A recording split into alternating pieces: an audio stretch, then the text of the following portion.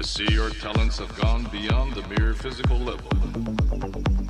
Your skills are now at the point of spiritual insight. I have several questions. What is the highest technique you hope to achieve? We have no technique. Very good. What are your thoughts when facing an opponent? There is no opponent. Then why is that? Because the word I does not exist. Come on, kid, move it. He's gonna do it. I don't know why I'm doing it anymore. You don't climb into a T-180 to be a driver. You do it because you're driven.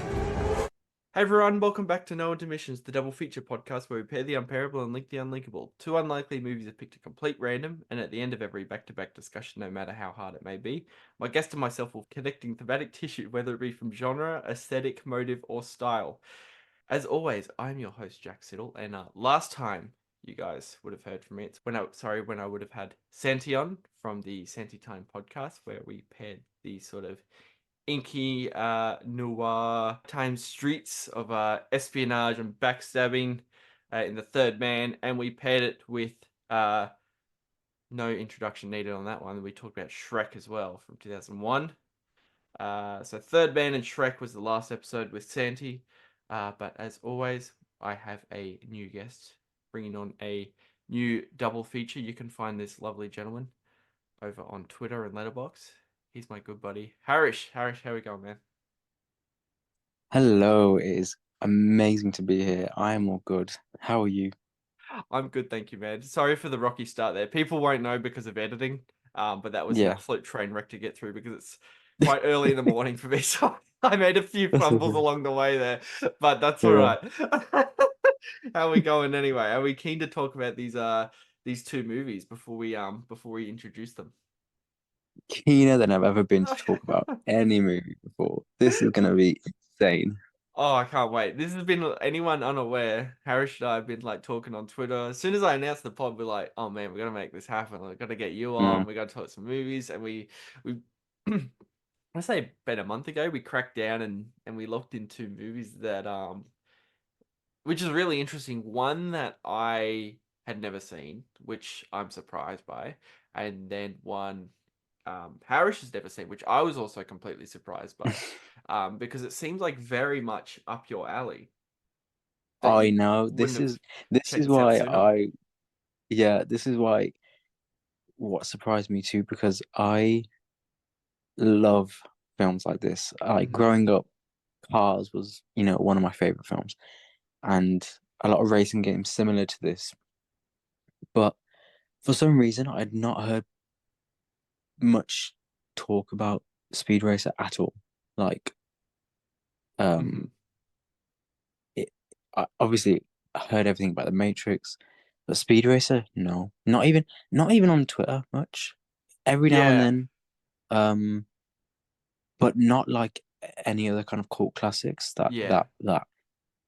I guess have some um knowledge about them. But with Speed Racer, it was really under the radar, and yeah, And it never took me seemed, yeah, way too long to watch. never seemed to has sort of burst out past that radar where it's just always sort of laid, you know, it's always I been know, very discreet. yeah, I do wonder why. Uh, because it does seem like the kind of film that should. It has everything going for it. Mm-hmm. Um, Mm-hmm. especially now Mm-hmm. with the kind of Oh yeah. films that we see. Yeah, with the kind of films that we see become cult classics and Mm-hmm. get reappraised. Speed Racer should be up there, but Mm-hmm. I guess maybe this podcast will start that. Well, that's it. Well, I was just about to say we've just sort of sneaked in a little bit there, but Harish, what two movies are we talking about today? Well, if I didn't make it obvious, one was Speed Racer, and another one is Enter the Dragon, Oh my starring God. the late great Bruce Lee. Beautiful. You've heard it here first. So we're talking about Enter the Dragon from 1973 and pairing it with Speed Racer from 2008. But no time to waste, man. I think we should jump straight into it. Should we talk some Enter the Dragon? Of course, of course.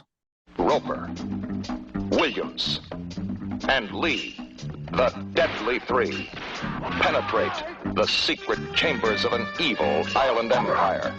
What do you know about Han? He lives like a king on that island, totally self-sufficient. A fortress without walls, protected by an invincible army that needs no ordinary weapons. This is Enter the Dragon, the first martial arts film produced by a major Hollywood studio. John Saxon is Roper. He was in it for the money. U.S. karate champion Jim Kelly as Williams. He was there because he had no choice. Black Belt Hall of Fame undisputed martial arts champion and international film star Bruce Lee. His job was to get them out alive. I'm hoping you'll join us, represent us in the United States. You want me to join this?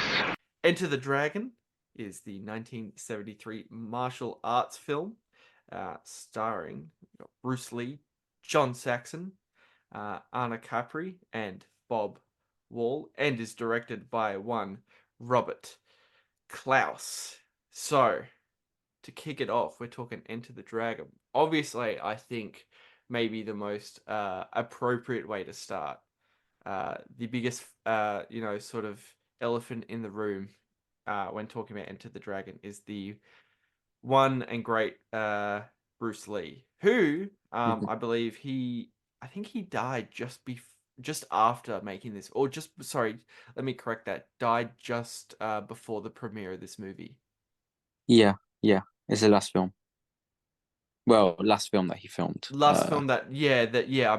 And then I think, what was the other one that he was it Game of Death, which he that was released well after his death.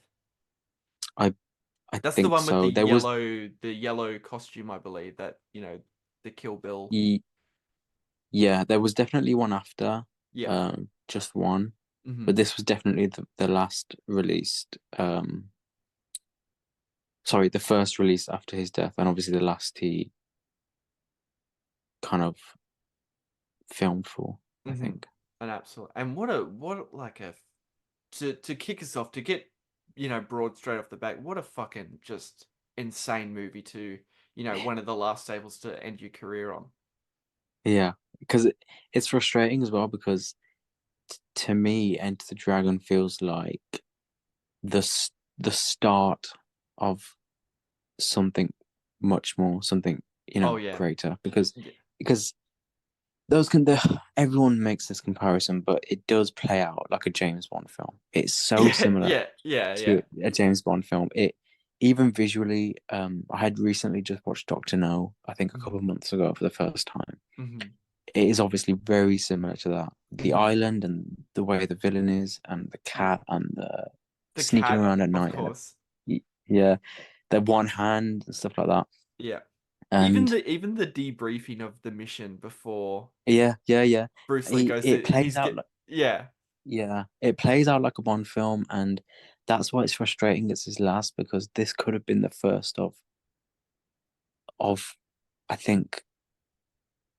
To be fair, if it would have turned into a series, that's debatable, because with a lot of Bruce Lee's films, it was just kind of, one after the other after the other. They didn't really care about making a continuity or making a series, because they were all good enough on their own, I guess. But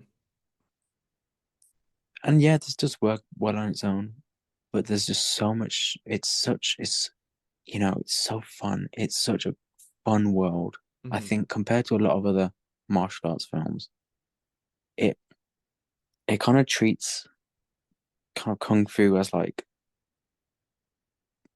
a higher power. Completely sort of mythological. Where it's like extraordinary. It's both ordinary and extraordinary, because to everyone it's very, very ordinary. It's very like, you can go around beating the shit out of everyone.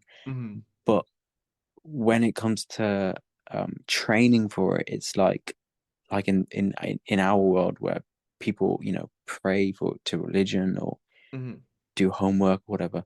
To them it was like, this is the real deal. This is our life. This is and I just love that. completely cosmic, almost treated as like a superpower. I love at the start Oh yeah. where Bruce Lee's like sort of teacher or mentor is saying stuff like there's so many great lines in this movie, which we'll get to eventually. But Too like the many. Yeah. Yeah. great ones that sort of point out that exact point that you brought up is like your skills are now the point of spiritual insight, and it's like Yeah. just such great like lofty Yeah. theatrical Yeah. dialogue like that, talking about Yeah. martial arts, which is great because like these the three main characters like just absolutely like living by this code. They're like sort of like the modern samurai from all different walks of life, which is really great. hmm And I Um, think it is amazing that they create this world because when his character's name I'm forgetting now, was it Roper? Mr. Roper, yes, John Yeah, Saxon. he gets attacked on the golf course. I just find it really funny Yeah, that he gets attacked. He just beats these guys up and yeah, then goes back and does his final swing or something. And he's like, okay, yeah. yeah, we've got somewhere to go. It's just normal and it's just such a funny. Yeah, it's the best. That's one of the hardest laughs that got even just that Yeah. image alone of it sets up. It literally introduces John Saxon in the movie, who plays one of the main characters in the movie, as we talk about this Mr. Roper there, who literally it hints that he's got some sort of gambling debt and gets surrounded by these like sort of just these goons, just these villainous goons on this golf course, these loan sharks asking, we need that money back by Monday, and John Saxon there in like a red turtleneck, mind you, like mid golf Yeah. game, just absolutely Yeah. whoops all three of these guys. It's incredible. Just a You don't powerful expect image it of that either. alone. You don't. No, You don't expect it, which is the best part because it's like just John I Saxon. re- It's just this white yeah. guy Yeah, playing golf. exactly. You just think Yeah. it's a dad. It's Like, incredible. I was how amazed. who are these guys? How they get on the golf course? It doesn't matter. Who Yeah, cares? exactly. Exactly. It's Just the fact alone that it introduces that this guy is like a black belt of martial arts, like mid golf yeah. game, is just perfect. Yeah. Oh my god, I love that so much. Yeah, because I recently just watched Polite Society. Not Mhm. recently. I don't know why I say that. It was a year ago. And it's that British um South Asian martial arts film, comedy Mhm. film. Mhm. And that was very similar in the way it treats martial arts where like everyone just knows how to do it Yeah. and it's just this thing where everyone will just beat everyone up and characters would just look the other way because that's the world they live in. And it reminded me so much of this because it's I love when films build that world where they make something to us, which is obviously um not taboo, what's the word? Um to us it's you can edit this out, but I'm trying to think of a No, I word. think I know what you mean anyway. It's like damn it, I had it on the tip of my tongue. It's oh it it goes against kind of societal conventions, Mhm. normality or you Mhm. can't just go around beating everyone up. Right. Right. But Yeah, exactly. that's why it's just fun to get invested into something like this because it just, it's different and it's exciting and it Oh, just it's goes definitely on from there. exciting. And as you Yeah. mentioned before, the spy aspect is so apt of it because it's like it's clearly on what they were trying to do, and it really does present itself as sort of a spy paperback sort of hmm story. And it's and Yeah. like anyone listening who hasn't seen Enter the Dragon are probably thinking it's like this sounds like the silliest movie ever. But the great thing about it too is that it presents all of these like sort of quote unquote silly details completely seriously. All the time. All the time. There isn't a single There's not a single moment where it like winks at you either. yeah, never. That's yeah, that to because I grew up watching this movie quite a lot because my mom loved it, Mm-hmm. my uncles loved it, and that's what always fascinated me with this film. Even when I look back, and I hadn't watched it in a long time, when I looked back at Into the Dragon, and I thought about when I watched it as a kid, I never ever thought of it as a kids film or a silly film. It was always like the way people talked about it, even when I was watching it with my mom, if something silly happens in a film, she would always point it out. Mm-hmm. Even when I was watching it with her, she would never say it was silly. It was, Mm-hmm. and that, people talk about it all the time, but it just doesn't happen anymore often. Right. Um, No, so it's yeah. it was nice to experience that again. Mm-hmm. That Absolutely. sincerity. Yeah, oh, absolutely. And it's so earnest on sort of, every sort of little fun plot detail that it reveals itself. Mm, Like the whole, for anyone mm. unaware, sort of what's his character's name in it? His name is just like Mr. Lee. So Bruce Lee's character, Mr. Lee, Lee, yeah, is just Lee. sort of sent on this he's a well established sort of martial arts um just artist, I guess you could say, very well respected, and gets sent on this like super secret mission um, on this mysterious island run by a shady character called Han, who believes is doing some illegal doings on this island, and him and a group of other people are recruited to investigate what's happening and bring Han to justice. And it's just like sort of, but all told through this martial arts sort of fable of there's this tournament happening um of different martial arts fighters fighting one another, but as sort of characters snoop around and investigate, they find a much sort of deeper secret hiding underneath the island, which gets really fun. And that's where sort of as we mentioned, the sort of the spy James Bond aspect really comes into play, because there's like Mm, some just like legit James Bond imagery lifted straight from that and put into this, which is really great. yeah. And that's the thing as well. Bruce Lee in this, he's so charismatic. He's so funny. Yeah. He is um so charming. He's Yes. really witty, and that he was just so smooth with it. Like as as leading men go, he's up there. He's just so good at what he does, or Mm-hmm. what he did. Mm-hmm. And the other thing too is like completely right in saying that, completely charismatic, completely charming. But like when he's in the zone in this movie, like absolutely whooping people, he's fucking terrifying. Yeah, His he's so scary. his He's body, not. man, his body is scary. Oh yeah, it's like it. I don't know how to describe it because the way it tenses up when he's like delivering kind of that final blow, Yeah. it's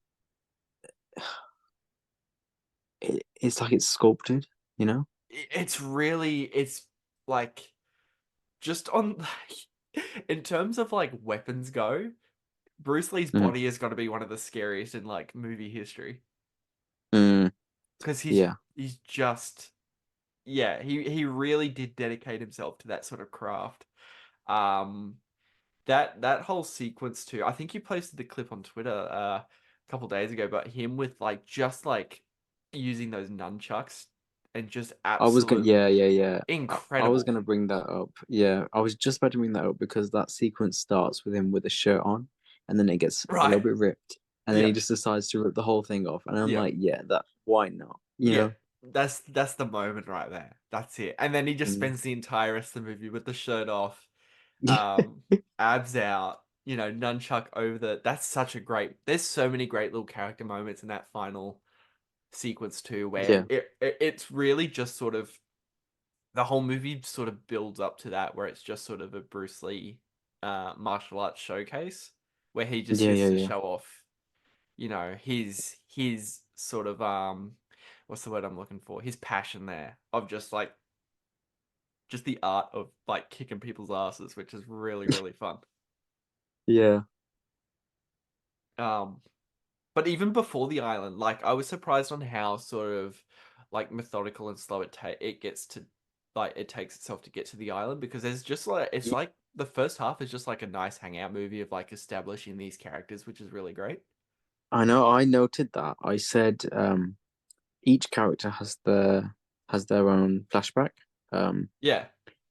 and it builds the context so well because it I think I've seen something like this, really similar in something else. I can't remember now, but Mhm. it did remind me a little bit of Lost, where Mm. every kind of episode you'd have a focus on one or two characters, and then throughout the episode it would flashback, and it would flash forward, flashback, flash forward, and then it would build that tension, and then when it gets to the end of the episode, you know, it lands that killing blow where it kind Mm. of ties the two thematically together. Mhm. In just that first half an hour, it does that for three of them, Right. for the Right. three men going to the Yeah. island. Yeah. No, it shows Lee, shows him training, and the flashback with his sister, shows Williams and his flashback, shows Roper and his flashback, and then you know who they all are. You know why they're going there. You know what they kind of stand for, Mhm. and that's it. You're locked in. When they're on that boat, they're locked in. You're locked in. Yes. Oh, that's just flat out one of the best scenes of the movie of them going across the boat, and it's just like just a bunch of guys hanging out watching like these praying mantis like just kill each other in this little, and they're all just Oh like yeah, laughing and betting on it. It's so great. yeah, yeah. And that praying mantis scene was almost like um, it was pretty much reflective of the movie. It was Yeah. them.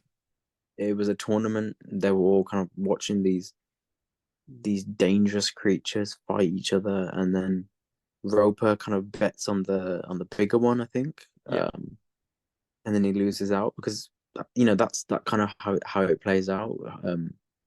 The what's the villain's name? Han. Han. Yeah. He thinks he's gonna win it with his big big henchman and that huge guy, and then Yeah. he bets wrong against the little praying mantis, which is Lee, Yeah. and it's Very just fun very to good see that play analogy. out. Yeah. Yeah, yeah, Exactly. Yeah, that's it. Um yeah, all that stuff's really fun. You're totally right. And it's funny too because it establishes our three main characters. But even for like a lot of the movie, they don't spend a whole lot of time together either, which is interesting. no, yeah, yeah, yeah. They don't. Um, here and there sporadically, but it does sort of set up that Roper and Williams, played by Jim Kelly, sort of knew each other previously in the Vietnam Yeah. War, I believe. Mm. They've That's why I they've got a lot of yeah Apocalypse Now vibes when I was on the boat, yeah and then when they mentioned Vietnam, I was kind of like, oh yeah, that's. I'm just getting a lot of Apocalypse Now thoughts. yeah, they've got a lot of great chemistry, those two. And then sort of like, yeah, once we get on the island in between tournament matches, which are like just there's that, as you mentioned, there's just like massive dudes who are just like crushing people's necks in this tournament. It's great. But when it's like not doing that, it's like Bruce Lee skulking around the island, like finding out Yeah, hidden details. I love that bit when John Saxon, or no, sorry, Jim Kelly is outside and he's like training outside, and it's like midnight or something. It's like really late when everyone's inside, and he sees Bruce Lee like scale up this wall, like trying to investigate. He just goes, "Ah, the human yeah, fly." It's so good. yeah. So many great little details. I love how kind of they all know that something's wrong. They all know why kind of everyone's there, Yeah. and I love how that tension kind of builds because we know something's going to happen. We Hmm. know he's sneaking around. He's outside when he's not supposed to be. You know what's going to happen, and Hmm. it builds really well. It and the runtime, it is really short. Yeah, that's the Um, weird thing too. Is that like, it feels short. It's short, but it feels longer in a good way because the way it's built up is almost. It's like every building block is just kind of put into place perfectly. Here's the first act. Here's the second act. Here's the third act, and it never absolutely feels rushed. It never feels rushed never, ever. no. And I think it really helps that too by, I think, by helping that they don't get to the island too early. I think helps utilize that. Hmm. I think, sort of just the sort of um the flow of setting up these legitimate interesting characters for like the first act really helps that. Um Yeah. and then by the time it does get to the island, that's when like sort of the actual plot kicks in, and that's when we can get some really fun dynamics with, the really great imagery of like, shattered mirrors and um what's that? There's that whole banquet scene is really fun too, where you look like you're home, Mr. Roper, and there's that's when Han Yeah. gets first introduced himself, and it's like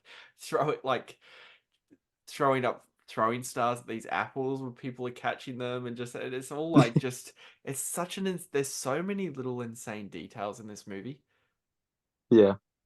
that it's kind of hard to pick them all up on a first watch. Like it's definitely one of those types of movies where, you know, multiple rewatches will benefit from catching up sort of little hidden details in it.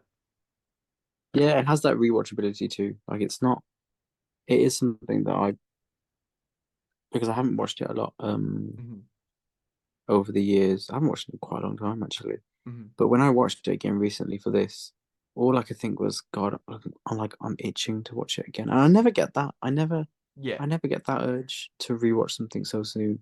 Mm-hmm. But this, I just thought maybe it's because it was for the podcast and I wanted to pick up more details, like you're saying. There's too many details. But yeah, I wanted to go through it again because it's a fun ride. Absolutely. No, absolutely. And there's like, um, yeah, it really does run really quick, as you said. And it's interesting too that we briefly touched on this at the start, that this didn't continue on to be like at least like a sequel or a trilogy at least, because relationships are established at the end of this movie where it definitely feels natural to continue on from that. Yeah. And obviously, Bruce Lee's death and what have you, that's obviously, Mm. but if that tragedy didn't happen, I could definitely see, this continue on to be sort of an ongoing series. Mm-hmm. I would watch a Bruce Lee like figure sneaking into evil layers and beating everyone up over and over again. I would watch that.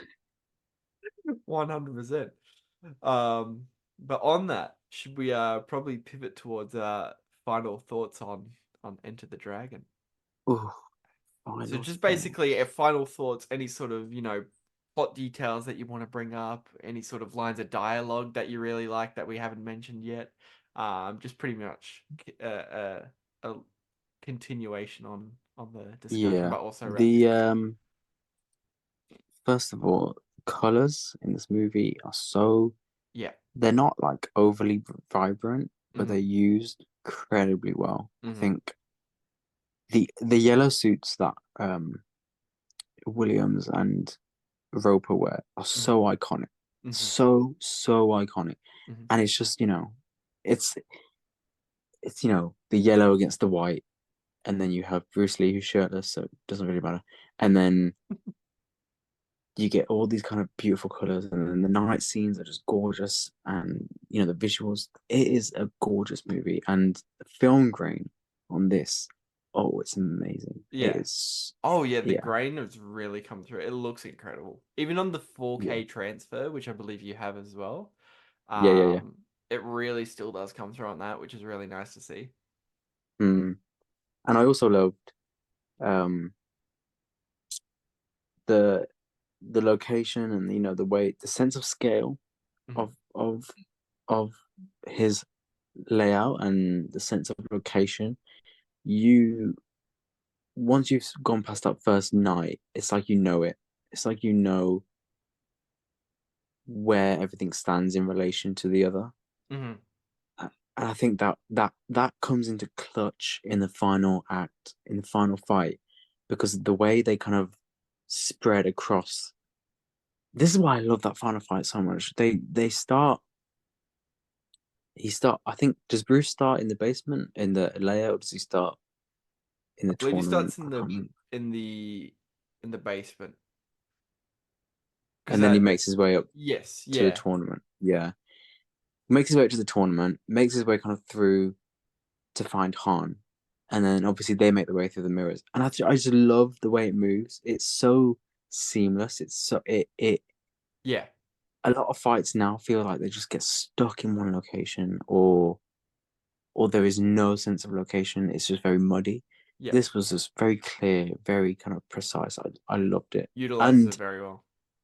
oh yeah, and that final fight, the mirror fight, one of my favorite scenes ever in Oh, anything. it's It incredible. I is, was astounded on how it yeah, looks. On sort of, yeah, it does circle back onto his trainer. I think it even reverberates that with a sort of a voiceover where it's like, the enemy only has images and illusions behind which he hides his true motives, and destroy the image and you'll break the enemy.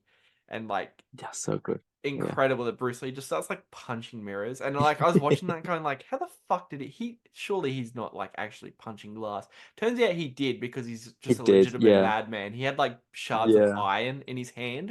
Fuck, Oh, incredible. Just an that incredible image final, of like multiple Bruce Lees just walking across the frame yeah, there, just due to the yeah, shattered mirror. Is yeah. That amazing. that final when he kicks Han onto the, does he kick him? I'm not sure. When Han impales himself on the spear, Right. that as a kid that was like seared into my mind. Not in a Yeah. bad way. Not in a bad way, but in a I have never seen a final fight like this before kind of Right. way. You Mm-hmm. know? Mm-hmm. Like it's so iconic. And I love the way it's built up when he's showing, I think it was Williams, I'm not sure. He was showing one of them his artifacts, the spear and the hand that the claw that that later uses, Yeah. the little Wolverine type claw. I I think do he love says that. something. Yeah, I think he says something about these were all taken from fallen empires or something. Okay, yeah. And then I love that line because he's taken the spear from another empire, from an empire that's gone, that's fallen, Yeah. and then he gets killed by that same spear, Oh, and his empire just like that is gone. You know, yes. It's very I sort l- of he that's he crumbles under his own weight. You know, he thinks he can take all these things, yeah. and he gets killed by one of them, and Oh, it's that's amazing. that's It's how very it goes. poetic. Very, very, very poetic. It's very good. Yeah, no, And there was the couple more points. Sorry, I've got a lot to talk about. no, go The for it. No, absolutely, no, go for it. the prisoners. Did they mention they were refugees or something?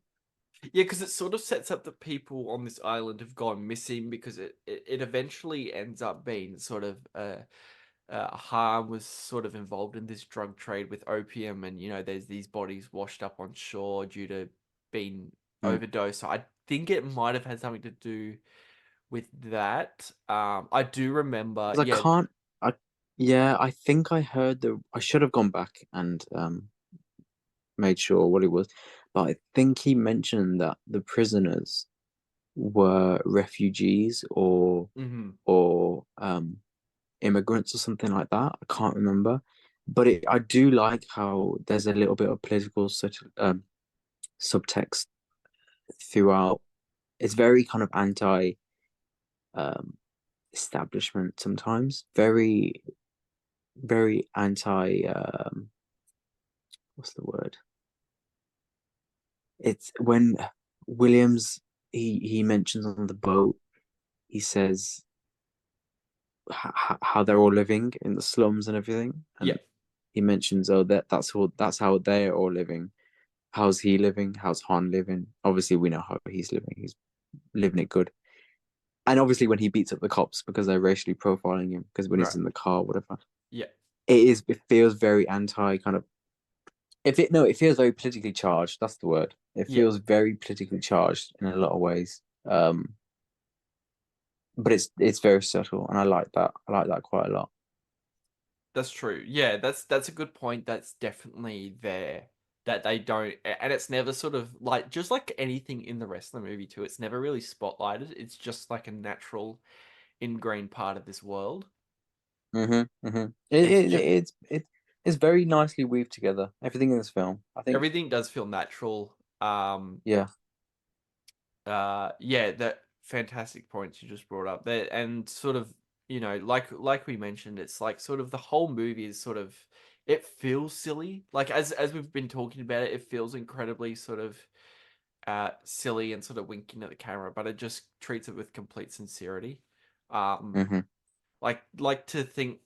I love that part where Williams and Han sort of confront each other in Han's office, and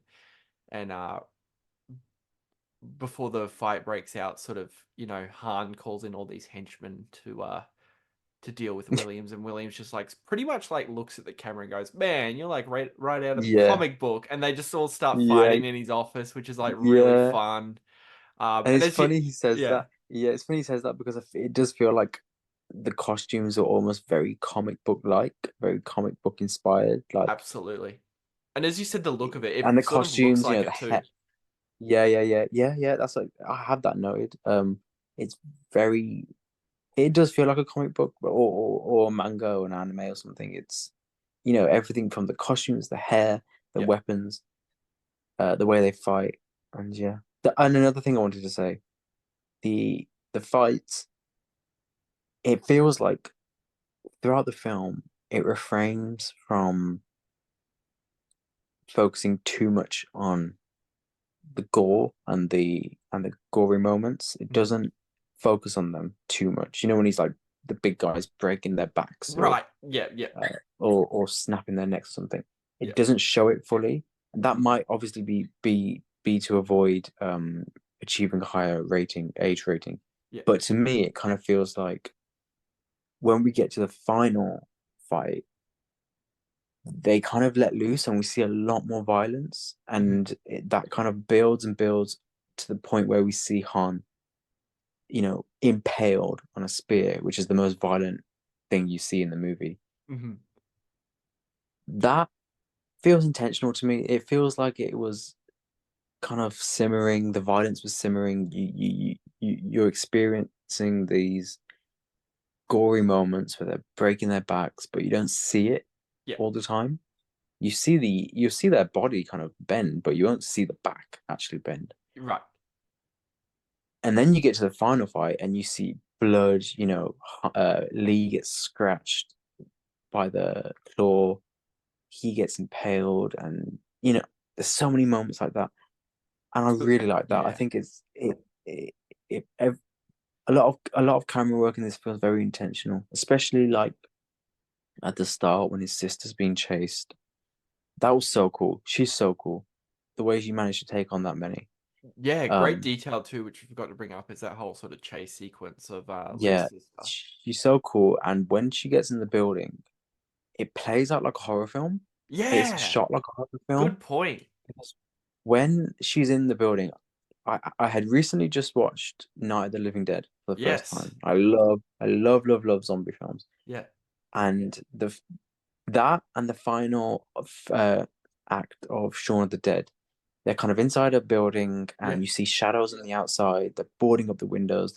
They're Absolutely. blocking the doors. When she's in the building, she boards up these windows. She boards up the door and whatever. You just see these shadows kind of come from either side, and they're Yep. kind of mindless. They're breaking through and they're climbing through, and it is scary. It is Yeah. really scary the way they do it. And all I could think was, wow, this is like a zombie film. It's like Yeah.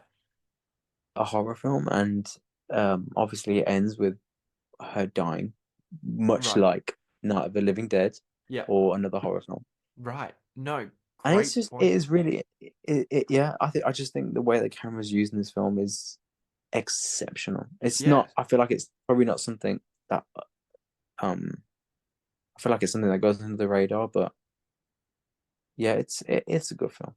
It's a Absolutely no, and it's constantly sort of changing up dynamics and sort of camera techniques, like keeping it fresh, like even sort of genres as you mentioned, like sort of just goes flat out horror sequences. Like there's whole fight sequences in there where like sec portions of it are filmed in like point of view, which is really interesting. Where you just get like yeah, you just see Williams ducking and weaving, and you'll see like a foot fly into frame from our perspective. It's really yeah, great. yeah. Super That was fun. really cool. Mm. Keeps you Um, on your toes. exactly, exactly. But no, that's probably going to do it from us on Enter the Dragon. We'll be right back. We're talking just flat out one of my favorite movies in general. I'm super excited to talk about this one with Harish. We're talking Speed Racer.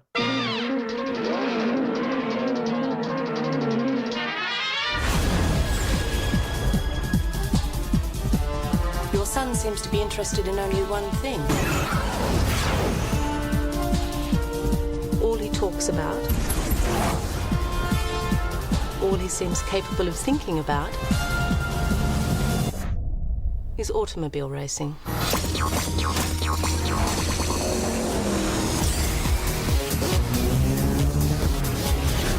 Racing's everything. For my family, it isn't just a sport. It's way more important than that. It's like a religion.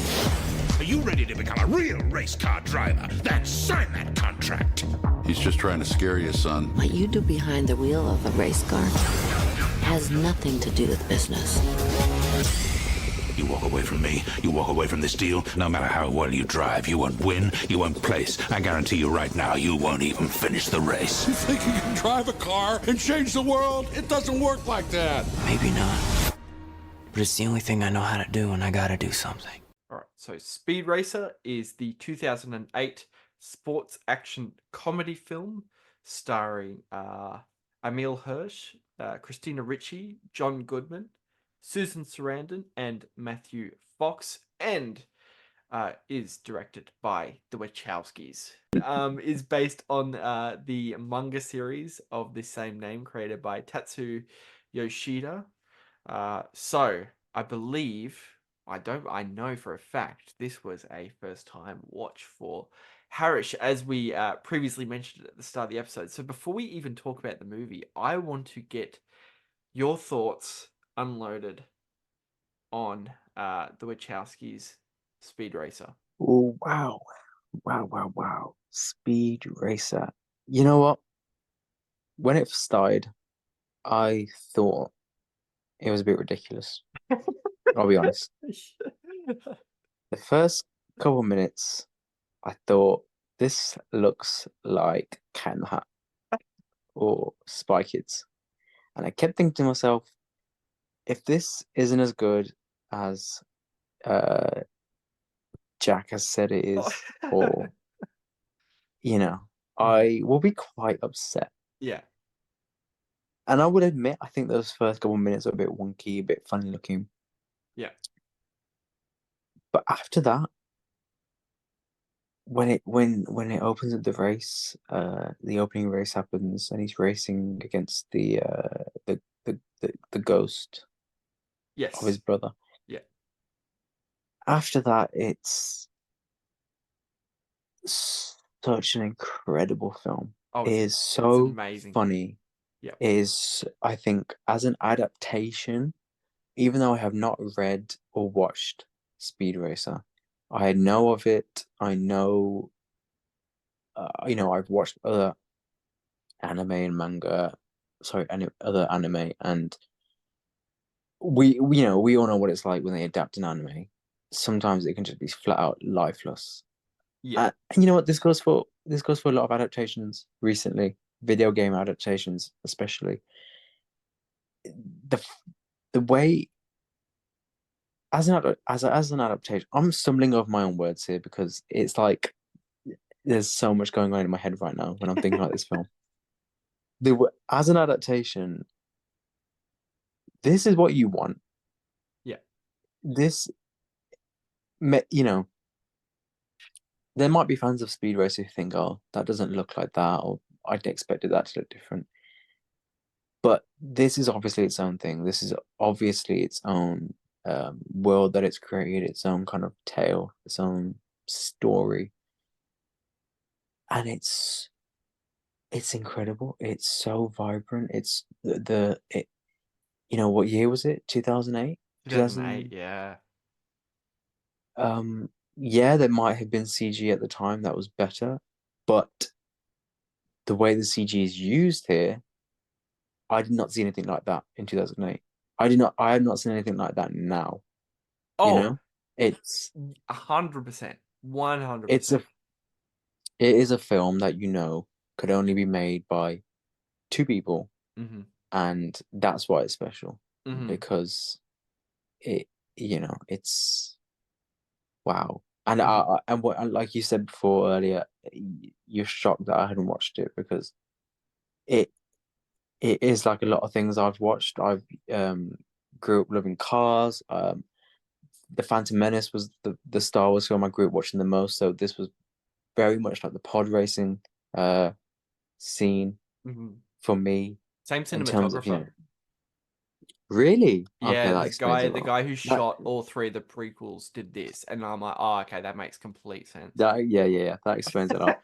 Uh, um, it also reminds me of um, it's a video game called Wipeout. Right. Yeah. It's where there's these hovering cars and they go super fast down these tracks and you drift and boost and everything. Reminded me so much of that and Mario Kart, obviously, with the gadgets and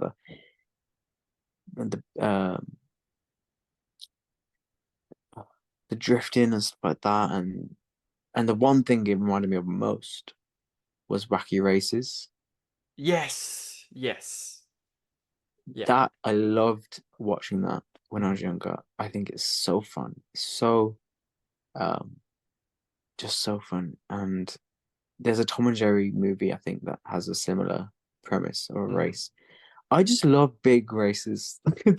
I just love big races that have um, a lot of stakes, and um, just are so just hectic. They go crazy, and Mhm. they're not just I recently watched Mad Max Fury Road. This that was obviously kind of feel like a race as well. Right. Obviously, everyone's in Mad Max mode right now, Everyone's and got crazy.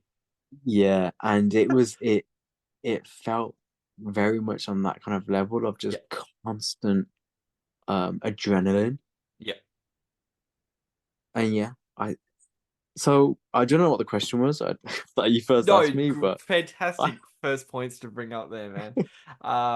I think you are completely right in saying sort of, the CGI, while at the time 2008 could be better. I think it lends itself to that sort of being sort of because the whole movie is just one arresting image after the next, where I think Mm, it is flat out impossible for you and I to dissect every little minute visual detail that happens in this movie in like an hour or mhm, an hour and a half podcast, because that's just never going to happen because it's so dense full of that. yeah, um it's I honestly strongly believe that, like you said, when you first started it, you were sort of put off by the look of it, yeah, um which is because I felt the complete same way. When I first watched this, I was like, why did this movie look like this?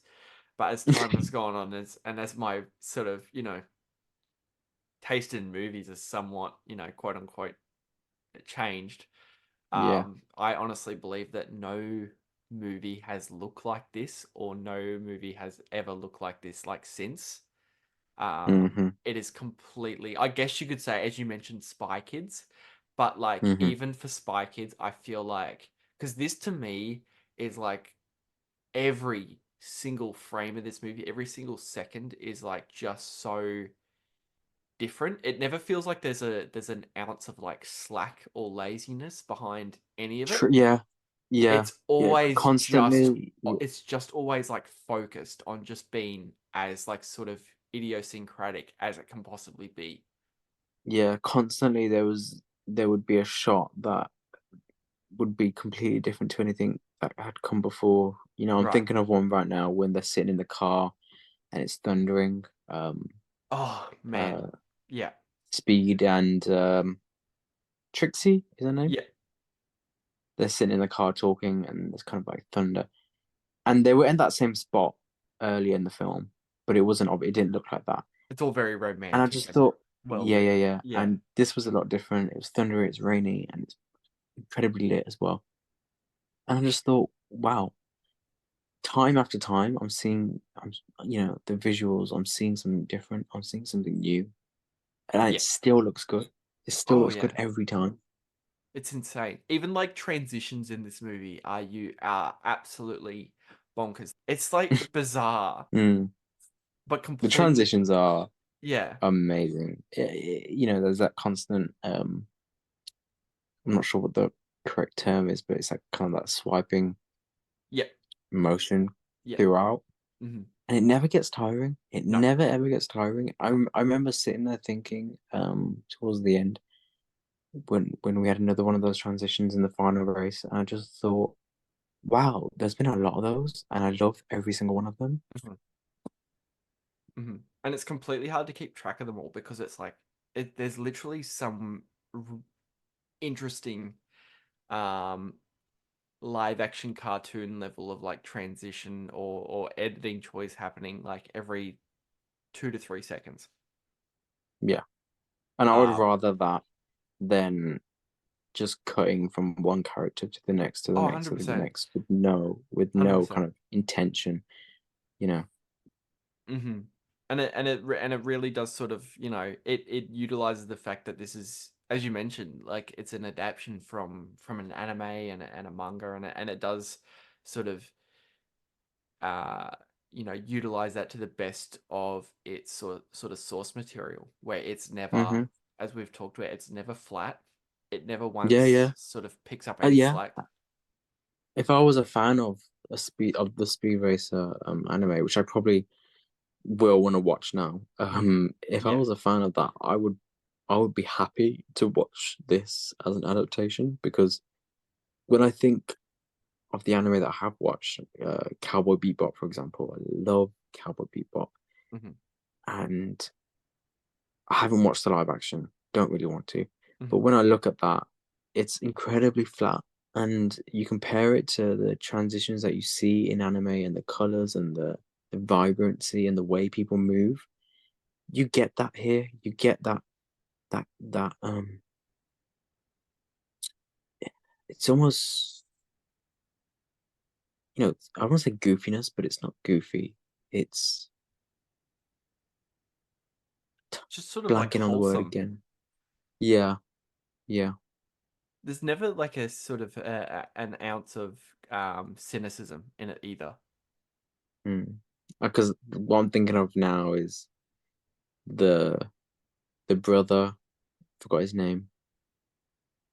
The younger brother, Yeah, Bridal, I believe, Gerardo, yeah, and Chim Chim. and she, I right, never want. I love monkeys. Everyone knows I love monkeys. they When I those two have a saw great dynamic. when I saw there was a monkey in this film, I Yeah. did not know there was a monkey in this film. So when it panned to Chim Chim just sitting there, Yeah. I just laughed and I thought, okay, yeah. Yeah. And then throughout the whole movie, it's just, yeah, he's there, Chim Chim's there, He's just and treated like another one of the like kids in the family. yeah, and it's just so funny. It's just so funny. And it's a Yeah, I great, loved it. It's you just reminded me, sorry to cut you, but it's just like a detail there where it's like I just thought of it now in real time there, where it's like it's never a detail where it's like, oh, there's a monkey there, what's this monkey? It's just yeah, yeah. No there. one It's says just a no detail one that's says never that. touched on. Yeah, no one says, "Oh, you have a monkey." It's just like, Just yeah, there. It's just natural. It's so good. I'd never thought about that before. it's so I love it. Chim Chim, amazing. Yeah. Incredible. The only thing that was slacking was that Chim Chim needed to start driving in one of the races at one point. Oh, That would have been he did. amazing. He did drive that little That's true. When they're on that that little. sugar bender. That's Yeah, right. That's it's right. just funny. It's funny. It's a funny film. Yeah, and it's interesting too, where we talked about in comparison to Enter the Dragon, where a movie that has much more sort of loftiness and quote unquote seriousness about it, and it's considerably much shorter than this, I guess you could say kids film, which is like over 2 hours long, which is incredible. Mm. Sort of does feel like a proper sort of, legacy of automobile, racing legacy sort of where we're cutting this interweave plot with corporatization and legacy of Yeah, family and identity even of our character Speed trying to been lifted so much up in comparison to his brother who died in a tragic racing accident, and trying to find his way in sort of the racing world. And it's like sort of all just feels sort of like Enter the Dragon 2, to make another comparison, all just feels natural in this world where nothing needs to be spotlighted. It's just like another sort Yeah, of natural yeah. detail. That's how the world is. And I love that, especially when it came to kind of the world building and Yeah. the way that that the way everyone again knows how to fight. Nearly Right. everyone. Yeah. Yeah. It's fun. It's Yeah. because you never have to worry. That's what I love about this and Into the Dragon. We're already kind of doing these interweaving, but we can't help it. Mhm. But you don't have to worry about who can fight and who can't fight, who's gonna look after who. Mhm. They just do it, and Yeah. they explain the mechanic, the family's mechanic. I forgot Right. his name. He, in that fight when they were all fighting each other on the mountain race, he can't fight, and he's just kind of there messing around. They don't need to explain that. They don't need to explain that he can't fight. They don't need to explain that Speed can somehow fight. They just do it. You just get to watch this incredible fight scene play out. It's so cool. Mhm. Um, and it's the same with the Racer X fight in the hotel. Yes. Yeah. So cool. Yeah. Yeah, it's interesting too to think where it's sort of, when it's not doing, as you mentioned, not doing sort of the speed races through different location work. It's legitimately like well filmed action set pieces. Yeah. And as you mentioned, that one on the mountain there is just incredible, where the sort of the quick dynamic editing choices of like, he's got a gun now and they've got it, and everyone just starts pointing at each other is like really great. Um, and as you mentioned, yeah, the Racer X fight is great. Even the whole sequence where Racer X is saving that guy from the back of the truck filled with those mobsters, So which is good. really the Yeah. look of that too, where it's like nighttime, but it looks like the moon Yeah. is like apocalyptic, is insane. There's this shot when it's on the side of the truck and the car. It's kind of like a side profile, and it's night vision, I think, or infrared. Yeah. And it's the missiles are firing from the truck, from the lorry, and the Racer X car is firing the machine gun back, and it's all kind of very red, and all the outlines just black. It's so cool. Everything about that, and the way he quickly dodges the missiles. Yeah.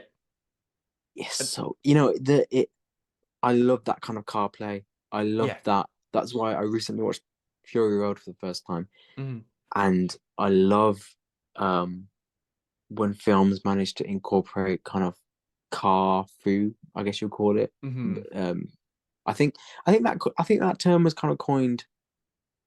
Was it during John Wick 1 or 2 or something, Very well could where have been, yeah. kind of incorporating literally a car with fight scenes. That's Right. why I loved kind of Fast and Furious up until maybe like the fifth or sixth one, because the way they incorporate cars and vehicles, I'm a big car fan, so the way they kind of it it never feels. This is gonna sound ridiculous, but it never feels like the physics are completely impossible. Right. No, yeah, that's Even it. though, That's it. yeah, even though it is absolutely absurd, it is Mhm. completely ridiculous. The cars are spinning around. Mhm. It feels like they have taken into account the real weight and you know, the motion of how these cars would move, Mhm. the way they would jump and the way they would spin, especially on that mountain fight. Mhm. Sorry, mountain race, Mhm. where he's kind of dropping from one road to the next, Right. Right. or he's there's one bit that just stuck in my mind so much where he jumps and he spins and it's like the car is kicking the other car. and then he kind of lands, and then he carries on driving. It is just so good. It's Yeah. so, like I said, it never feels like it's impossible Yeah. because that's how I would, if this was achievable in real life, that's how I would expect it to Yeah. happen. Yeah. That completely lends back into the thing of, nothing is impossible, and how cars move in this movie completely lends itself back to sort of, what Rex is telling Speed's older brother Rex is telling him at the start of the movie, where it's, a car is a living, breathing thing. All you got to do is listen to it. This isn't Yeah. like a dead piece of metal. Hmm. Like just an That's I incredible always have piece of that. dialogue, which I just love. Yeah, I always have that kind of philosophy with cars in real life. Anyway, I Yeah. think Yeah, yeah, yeah. I love the way a car feels. I love the Yes. way I can, you can hear it, you can feel it, Yeah. the rumble of it. So Yeah. when he said that line, I was like, yes, Yeah. I am going to love this movie. Yeah, that line transition to just what, like, one of the most energetic sort of set pieces I've ever seen in any movie is that first race of, as you mentioned, like Speed, um, racing up not only against sort of his actual components in the race, but also like sort of the ghost of his brother of like trying to beat his time too, and that lends Mm, itself back into sort of the legacy aspect and identity of where Speed is trying to find himself is just incredible. hmm. Sort of flashbacking in between sort of sets up all these characters. We've got Susan Sarandon as Speed's mum, and John Goodman. Good God, John Goodman is fantastic in this movie as Pops. Yeah, but you know what? Everyone is. Everyone Everyone gets a little moment too. gives. Yeah, everyone gives a performance Yeah, like they mean it, yeah, and if if I worked on this film, if I was an actor in this film, I would be so proud to yeah, say that I was in this film. yeah, Like, absolutely. I think it's, the way everyone just kind of gives their all. Yeah, It's absolutely. Yeah, it's amazing. It's actually kind of incredible to think, you and I are talking so lovingly about it, but this was like just incredibly did not receive well by critics or it to think that someone would just flat out think, you know, all these visual choices were done on accident to make it look, maybe not um I guess you could say up to standard in terms of, its special effects. For someone to Yeah, sort of, that's go against that and think that's a um an accidental choice for this movie to look like that is embarrassing, I think, because I think this is just genuinely a fantastically gorgeous movie. yeah. I was shocked when I saw the only I avoided for most films. I avoid looking at Yeah, review scores yeah, or reviews before I watch it. And the only thing I saw of this was the Rotten Tomato score because when you Google a film and it comes up, um, and I saw it was at like I don't know 42% or yeah. something. Too low. Yeah, and again, I never really pay much attention to those anyway. Yeah. But that was the first time I really saw any kind of um any inkling of what people think Hmm. because obviously I I had not seen many people talk about it on Twitter. I Even if I had before, I wouldn't have realized it was Speed Racer because I didn't know what Speed Racer was. Hmm. Um, so yeah, I wasn't aware, and that was obviously the only thing I was aware of was the score, and I went into it and watched it, loved it, and that's when I was very confused because I thought, oh, you know, what? So Yeah. I Hmm. can understand maybe not liking it, Hmm. but it's not as if there was nothing to enjoy. Hmm. Um, and it was comforting to know that when I went on Letterboxd and I went through all my friends' reviews, nearly everyone had it at like 4 stars or above. Right. All Yeah. their reviews were just glowing, and I thought, yeah, I, I think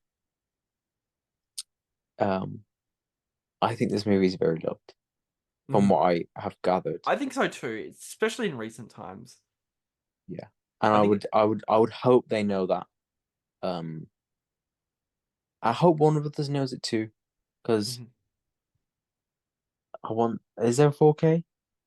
Not yet, no. It's been teased at here and there. Every so often you'll hear rumblings where a 4K is coming out, and you're like, "Oh, yes, because this is one of those ones that needs that Oh yeah. on a movie, sort of, the incredible digital images and landscapes, and this would benefit so much from a 4K. Mm-hmm. Mm. The whether or not it will, because I don't know if because you just mentioned, a lot of people we know on the internet love this so much, and but the fact still that this had like $120 million budget and only grossed 93 million is unbelievable. This was Wow. an incredible flop. So whether or not, uh that has to, just based on the popularity of this film, I don't know if it's quite there yet to get that sort of physical media Mm. attention, but wishful thinking. I really do hope it will get there one day. Yeah. I think if they see people talk about it, if they see kind of um, Blu-ray sales or rentals or stuff like that kind of Yeah. continue to Mhm. to maintain, maybe they'll think about it. Because I think it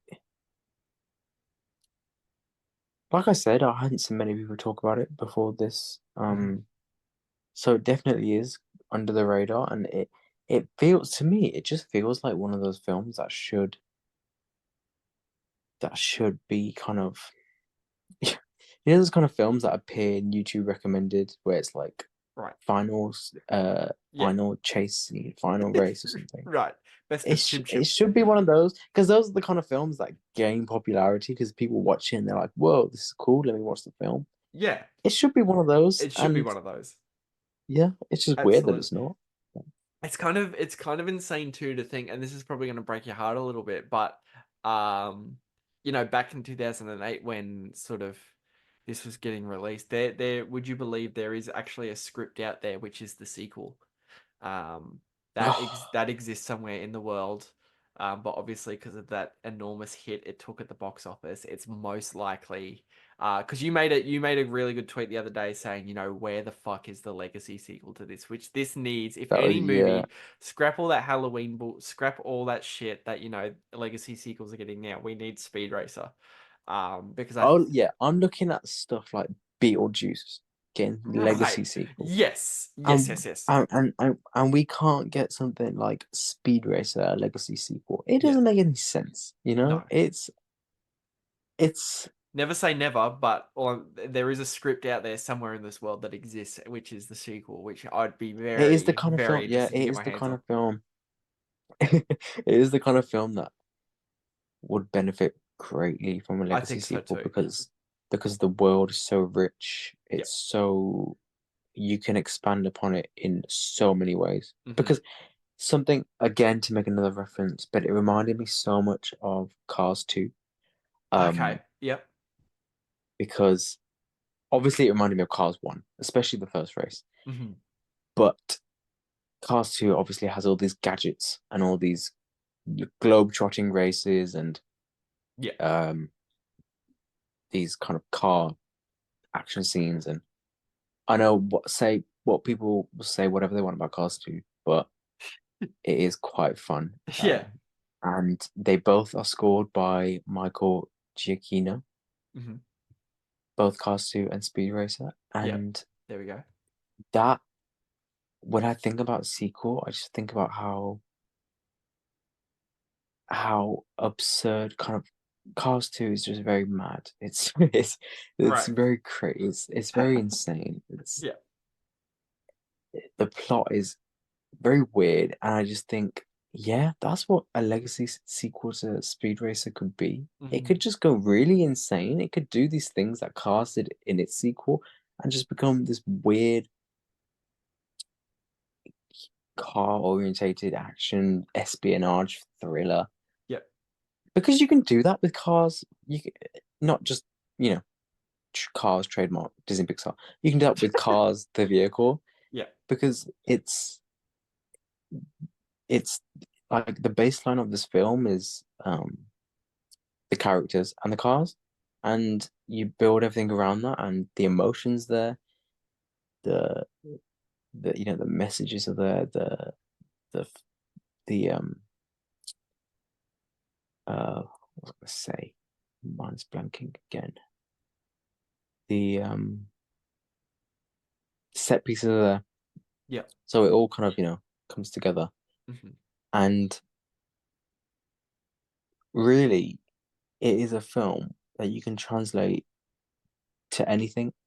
Yeah. Because obviously this film was about kind of those corporations. Sorry to make the Cars comparison again, but this was like Cars 2 when the oil companies or something wanted to blow up the petrol cars or something. I don't remember. And it was like this, with the sabotaging of the races or the fixing, and Mm-hmm. that was so interesting. And I was just thinking a sequel, you could go even further. You could turn it into you could up the stakes, you could up the ante, you could Yep. make it something more dangerous. I don't know. There's so much they could have done. Yeah. That's it. So much. Yeah, but just the fact too that sort of just an incredible piece of sort of digital pop art, which I think we should bring up. I can't believe we haven't mentioned them yet, but the Wachowskis. What's your relationship with the Wachowskis? What there any movies in there that you consider just absolute masterpieces? Some in there that you may consider that you don't like? Because I know for a lot of the time, a lot of people hate the Wachowskis' later stuff like Jupiter Ascending or the Cloud Atlas, or even the fourth Matrix, which came out semi recently, which people just flat out despise. Yeah. So I'll admit I haven't watched that much of their work. Okay. Yep. I only recently watched The Matrix for the first time. It was a few months before the fourth one came out. Yep. Love Matrix 1. Love it, love it, love it. Yep. Love Matrix 2. Yep. That's incredible, just as good. Matrix 3, I need to rewatch. I don't remember loving it, but I think it was fine. 3 slacks Matrix a little 4, yeah. Matrix 4, I genuinely do like. Yeah. I think it is very. It just has a lot of interesting things to say, and I think it just looks really cool. Yeah. I think everyone in it looks really cool. Yeah. I think it is a good film. It's a solid film, and I think it's very. The emotion underpins that Trinity Neo tale throughout, that climaxes in the final scene, in the final act. I think it's a solid film. Yeah. And that, I think, is that's the only things I've watched from them. Yeah. I think And it's so interesting that I feel they did this too, because this was to a point in their career where, obviously they made one of just the biggest movies ever, that first Matrix movie. So they sort of had that free range for a long while to just do whatever they wanted, and this was in their moment where they were so sort of visually particular and doing stuff like this and stuff like I recommend Jupiter Ascending to you, actually, because if you like this, you'd probably like that, where Jupiter Ascending is pretty much, I'm trying to think what it's probably like their Star Wars, but it looks like Speed Racer. It's wow. Yeah, it's interesting. It's an interesting one, but this was a point in their career where they were just sort of so particular on what they were doing, and so sort of diverse stylistically too. Because oh my god, the way this movie moves too, and sort of how each race sort of stands apart separately, stylistically and visually different too, is really good. Yeah, amazing. I think the way just the way the racetracks look as well. I think Oh it's my so you god, never. so I think different. sometimes, yeah, I think sometimes with there's something I'm thinking of. I can't remember exactly. But with some racetracks in movies or games or whatever, they can get really hard to look at. Yeah, They can get really muddled because everything is moving really fast, and it if you don't kind of, I guess, separate the because you've got like when it comes to racetrack, I think making a racing film is probably very hard Yeah. because visually you're thinking of everything,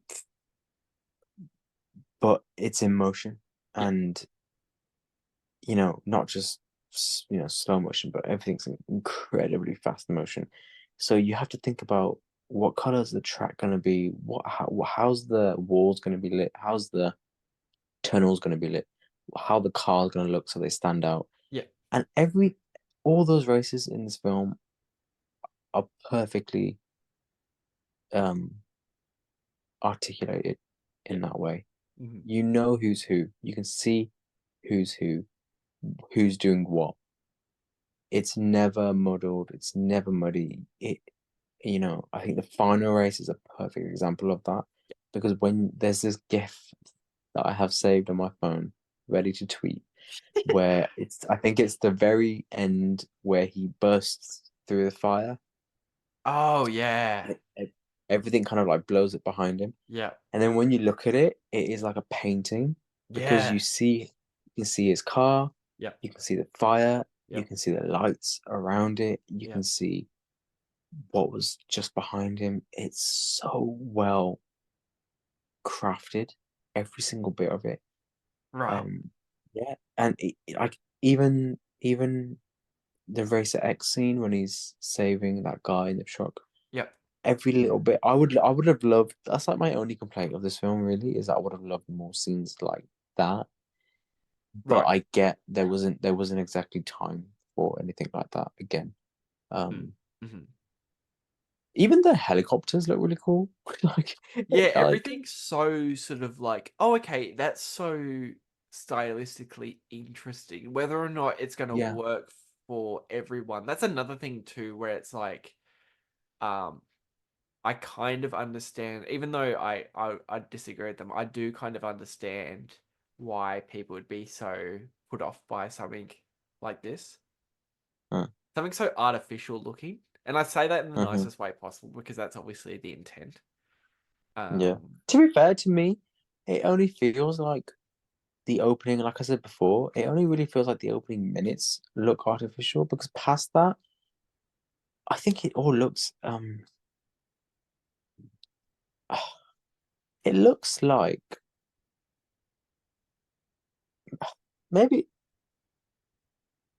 maybe it's because I got used to it, yeah. but it does feel very natural in a Yeah. way that it's like you're watching anything else with heavy CG. Mm-hmm. But Mm-hmm. I don't know. I don't know what I'm trying to get at, but it's. I just don't think it's too hot to look at. I think it's Yeah. very. Maybe you know what? Maybe I think the camera work does a lot to help Yes. this Yes. movie look very easy on the eye. Yeah. It's very smooth. If it was very It's flat looking, just plain flat shots, I think it wouldn't be as sort of, you and I wouldn't be attracted to 100%. it as much. Yeah. Because like Because we talked about previously. Yeah, sorry, go ahead.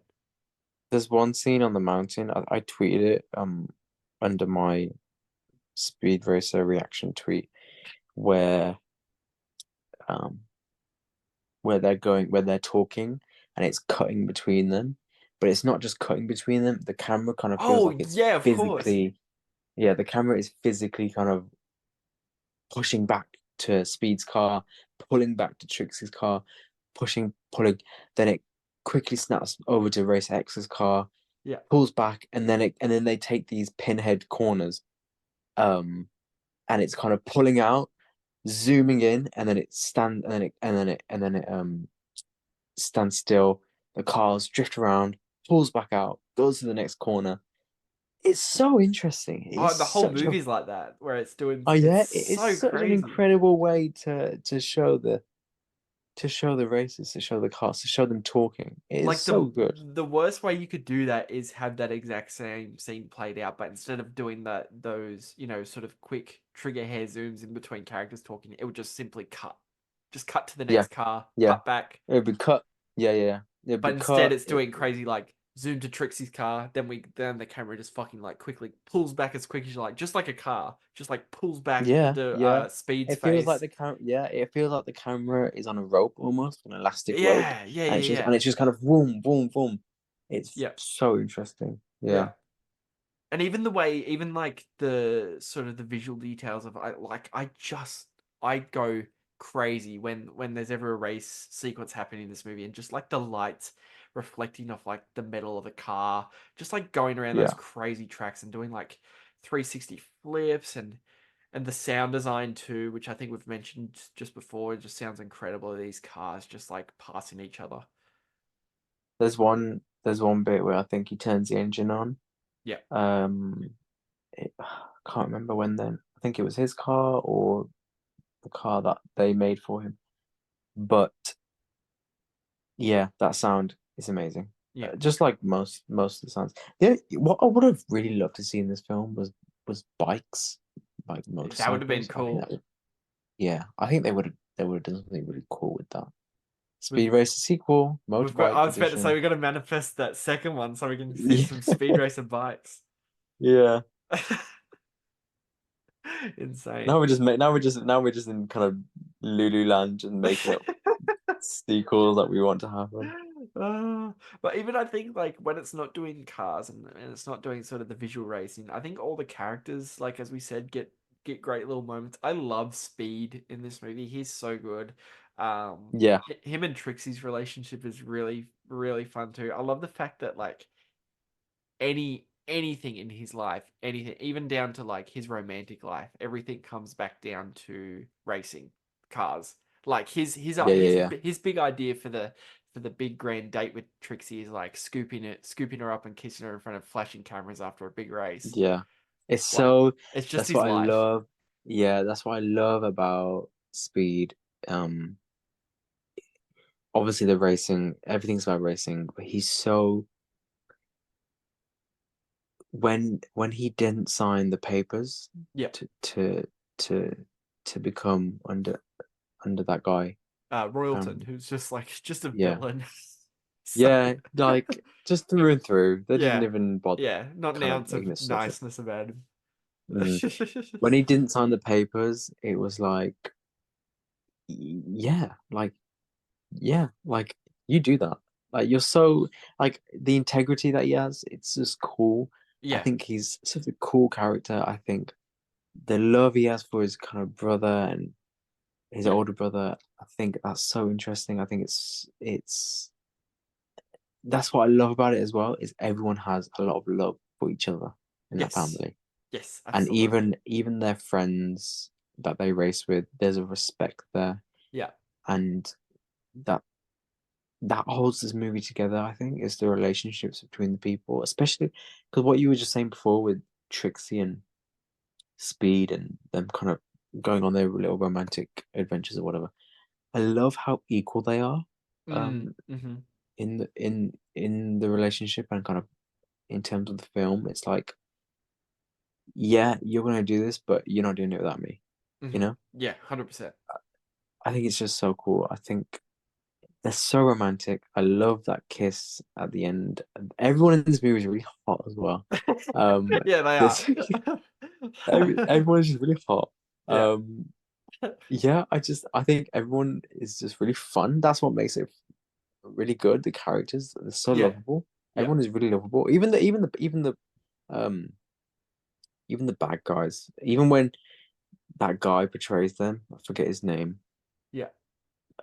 The one with the sister who comes to the house Oh, yeah, and yeah, gives them yeah. the invite. Yeah.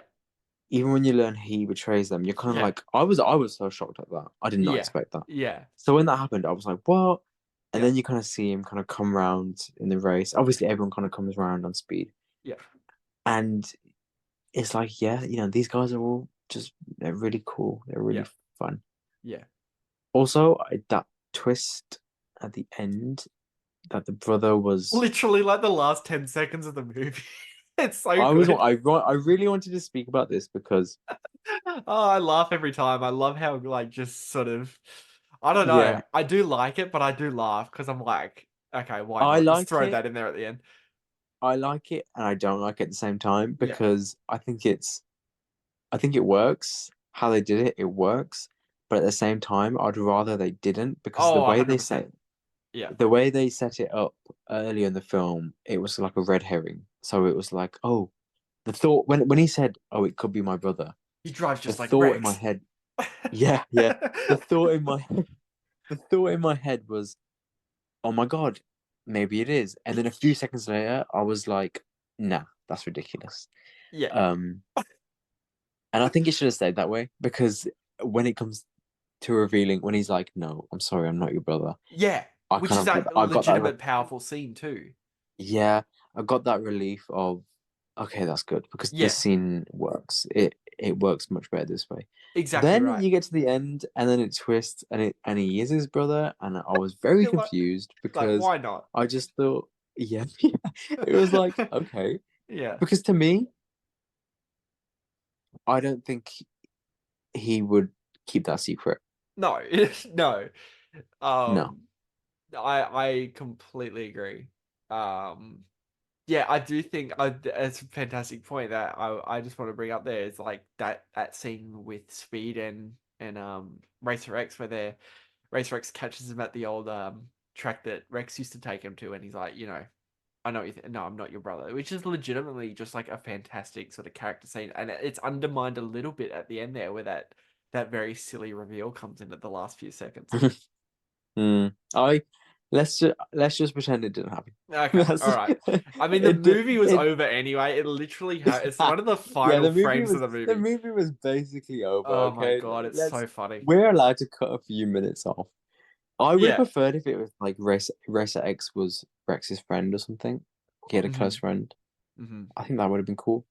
But yeah, on that note as well, Matthew Fox mentioned Lost when I was talking about Into Oh, the there we Dragon. go. Lost again.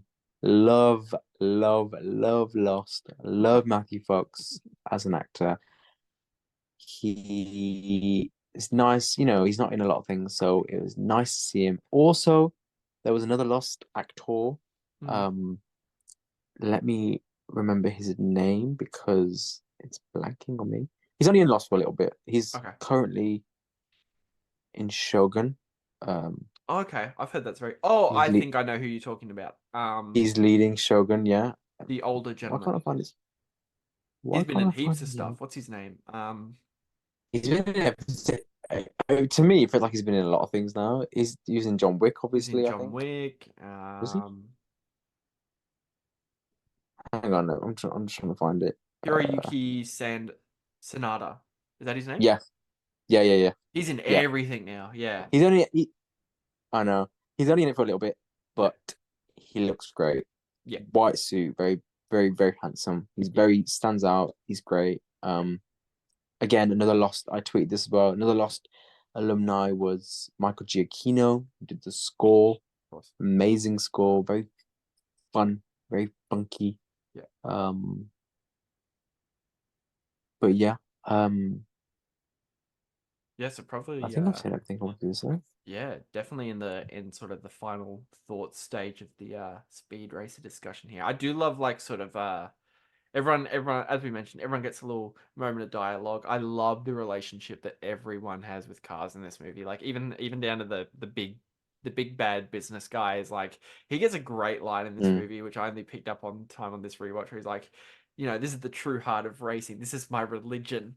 Everyone just like props these. Everyone like lives and dies by their Yeah, it's cars. cool. It's just so it's fun. It's cool. I love it. And the exposition in the first race where it's panning from character again. This is like Enter the Dragon when they're panning from character to character and they were showing a flashback.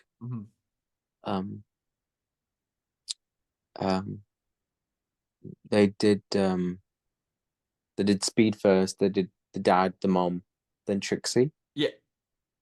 In the first race, and that exposition there was done so well. Yeah, because the race is happening and it never lets off, but you also get this emotion at the same time. Yep. Oh yeah, it's very absolutely. well done. Utilizes it very well. Where in the you get the exposition and everyone's backstory while the race is happening, rather than, you know, we let the race play out and then after, you know, it's all happening at the same time to sort of utilize that space and time, which is really fantastic. But yeah. Also, the another thing, the action. Yep. I was getting very. I think I don't sweat often when I'm watching a film. I was getting very hot. Damn. I had to open my window. I was literally sweating because, especially in the final race, it is tense. Yeah. Some of the action is so tense. Yeah. It is like kind of edge of your seat, sweaty palms, kind of tense, and that, you know, I don't think it comes around often. Those kind of moments. It was so well done. So well done. Absolutely. No, Oh, absolutely. just one more thing, which is very funny. It was when that bomb got delivered at the start of the film. Yeah, of course. I just found that so random. It was so, when that happened, all I wrote down was bomb, lol. Because the way it plays out, it's so random, and they just kind of move on. Like, yeah, we could have got blown up in Back the to working garage, on that but car. yeah. And the fact that the children aren't horrified either. It literally ends I with know. the child version of Trixie, just like her face right up at the camera going, "Cool beans." And that's how the scene ends. It's so, and you're like, Yeah. oh, Because that's this what she movie is said like after perfect. That's what she says, yeah. when the ninja, when he's like, Oh, of course, then yeah. more like a ninja, More but like terrible as a ninja. And then she comes forward to the camera, she's like, cool beats. cool beans. Oh, everything's so earnest and just like wholesome. I know.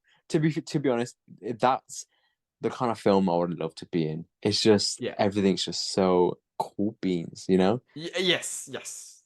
That should be in the tagline of the movie, and that sort of like that sort of reverberates back into sort of the Wachowski state of Hollywood, where they are speed, where, you know, they're the big conglomerate studios is what they are against. Yeah. So it is very sort of an apt movie in that regard. Oh, just one more thing. The designs of all the cars, amazing. Very, very beautiful. Oh yeah, they're all different Very, too. very, very beautiful. I think they stand out. The colors, everything, amazing. Absolutely. But yeah, that's probably going to do us from with Speed Racer from 2008. Now, this is the part, the best bit of the episode where we get to we have to try and pair these two movies. So, Harish, why would Enter the Dragon and Speed Racer pair well together? Well, there's a very obvious linkage between the two, I feel, which is like, I don't know, it's kind of spooky how obvious it is, because we didn't pick these movies. Obviously, I didn't know anything about this movie. Right. But they both are main characters. They both have dead siblings, and they're both the you know, at the top of their game, of their chosen area, kung fu and racing, and they're both undertaken on this higher than themselves mission, kind of employed by someone else to bring justice, not just to the people, not just to that area that they're in or the world that they're living in, but also to their family, to their siblings. Bruce Lee's sister, Speed Racer's brother, and yeah, you know, they're both completely earnest in the world that they're in. They're both you know, kung fu is that world, racing is that world. Yes, yeah. That's so right. Yeah, like, story wise, like I said, they're very similar. These two characters who've been broken, and they have to kind of almost prove themselves, and they're just so good at what they do. Both of them, so good. And they both have these companions, Racer X and I forgot his name. Let me find out Rover? his name. No, no, no. In Speed Racer. Oh, Uh, hang on. Tejo. oh, okay, yes, yeah. Yeah. So they both have these companions, Racer X and Tejo in Speed Racer, and Roper and Williams in um Enter the Dragon. Hmm. And obviously they don't always none of them see eye to eye, Hmm. but they all feel real. They all feel lived in, and they all play a part in bringing down the, I guess you could say, demise Hmm. of these corrupt warlords, these corrupt um businessmen and fanatics or whatever. Hmm. So yeah, I mean, I would think they're a pretty strong double I think that feature. you've absolutely summed that up perfectly. I don't need to add anything onto that actually. I think you've done it all there. That's perfect. I think the only other thing I would add to that is that both movies I feel like feel very as we mentioned, we didn't mention it so much with Speed Racer, but we did mention it with Enter the Dragon. There is that both movies, while we were talking about them, feel very silly and sort of Hmm. but treated just like a natural part of that existence within that world.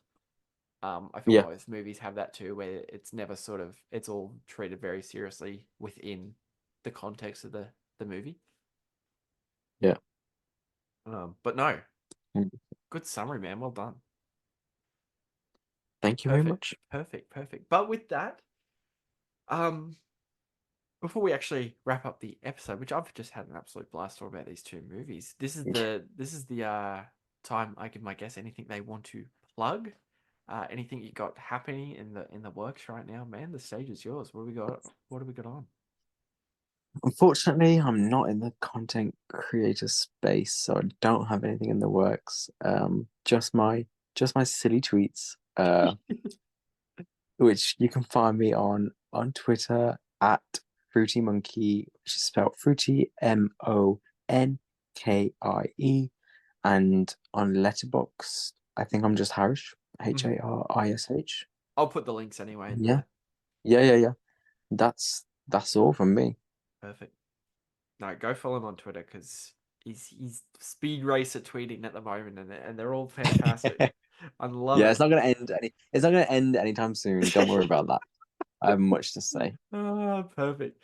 No, so good. Thank you so much for coming on, man. This has been an absolute Pleasure. blast. It's been so fun. But I would anyway, love to come well, back again one yeah. day. Oh, that's that goes without saying. That's in the. I've we're gonna have to organize that right away anyway. Absolutely. But Of course. uh, that'll do it from us, and we'll see you all next time.